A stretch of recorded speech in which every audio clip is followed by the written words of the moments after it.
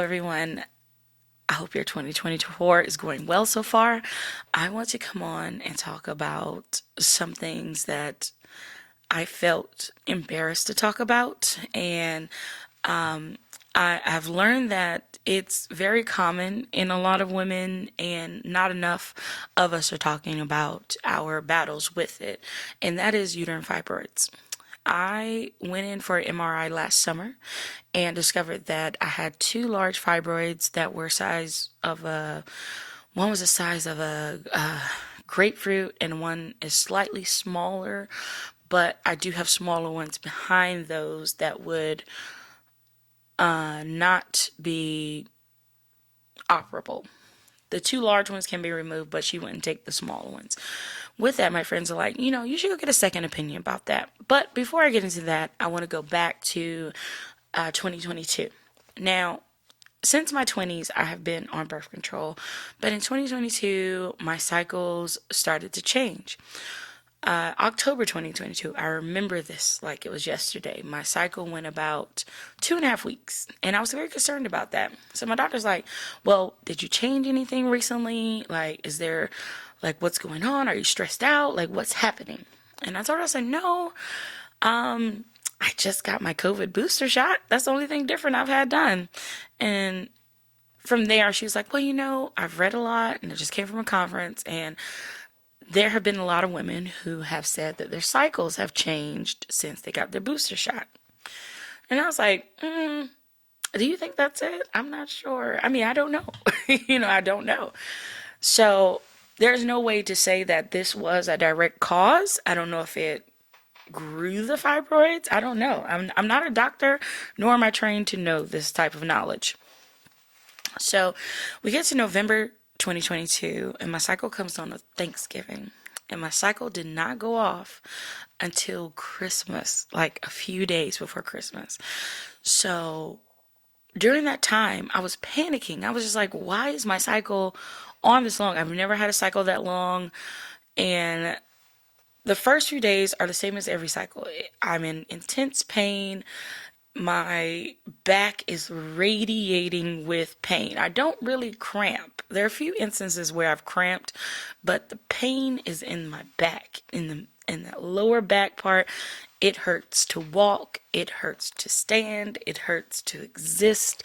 It hurts. And the blood clot sizes I am passing are ridiculous. You can sneeze and one will drop. You can sing and one will drop. Gas, it will drop, and I remember one time, I'm going to get really graphic about this, but this is women's health, and guys, I'm sorry, you chose to watch this video. I remember passing a clot, and the clot was like this big, and I was like, oh my God, my doctor, she's like, I need you to double up. I had to double up on my iron pills because my cycles were causing so much blood loss. So during the time I had my month-long period, my doctor changed my birth control 2 times. First, I started doubling up on the birth control I was already taking, and then it wouldn't stop. Then I started tripling up on that birth control. Didn't stop. She moved me to another birth control. Same thing. I started off with 2. That wasn't stopping it. 3. Get through another pack. Okay, that's not working. She put me on another one, 2, then 3, and it finally stopped. So by January, I am so afraid to have a cycle. Like, I didn't want one. I was like, is there anything I can get to just stop my period? But also, I'm afraid of that, So I had a period in January. It got down to about 8 to 10 days, somewhere roughly in there. And then finally it regulated back to like 5 to 6 days. And by June, it started getting longer again. And I said, if it starts to get longer again, I'm quitting birth control. It started getting longer again. I quit the birth control. I told my doctor, I said, I can't do this anymore. It's not more or less of me getting pregnant, but it's more of I was taking birth control to make my period symptoms lighter. And they were getting worse to the point that I don't want to leave my house. I'm wearing period diapers the first 4 days of an 8-day cycle. And I had already moved my days to start my period on a Monday, but I was having a full torrential cycles for 4 days out of the week, out of that 8 day. So, I stopped the birth control. The clots decreased in size, but the cycle was still long. And also, I was having mid month or between cycle spotting. So my doctor said, that's it. We're sending you for an MRI. Don't know what it is. We're going to figure it out. So she sent me in for an MRI, and that's when they found the fibroids. She sent me to OBGYN.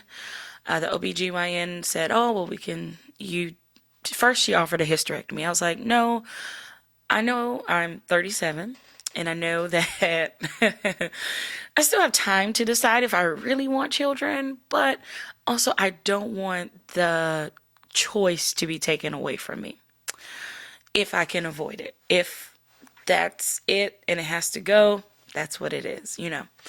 But she suggested several options, but her main thing was, let's get you a surgery in January. Cool. By that point, my cycles were still relatively long. Yeah, because October last year, I started my cycle, and then it went on for like 7, 8 days, and then it slowed down. And by that time, I was going on a trip to Boston. My period came right back on, full speed ahead. So once I got back, that's when I went to OBGYN, and I still was on my cycle. She put me on tranexamic acid. I think it's called Lestat. I forget what it is, but pretty much this pill is taken during your cycle, and it reduces the blood flow. So it's the same as those. It clots the blood. So say you got a nick, you pour that stuff on there that clots your blood up to stop it from bleeding. Pretty much that in pill form. And it has made such a difference in my life. And I take that when my cycle comes on. And I take 2 pills 3 times a day during my cycle. So in 5 days, I've gone through 30 pills. And it's made a world of difference. I have gone from 4 whole days of terrible pain to 1 day, and still having a cycle that lasts about 7 days now, 5 to 7 days.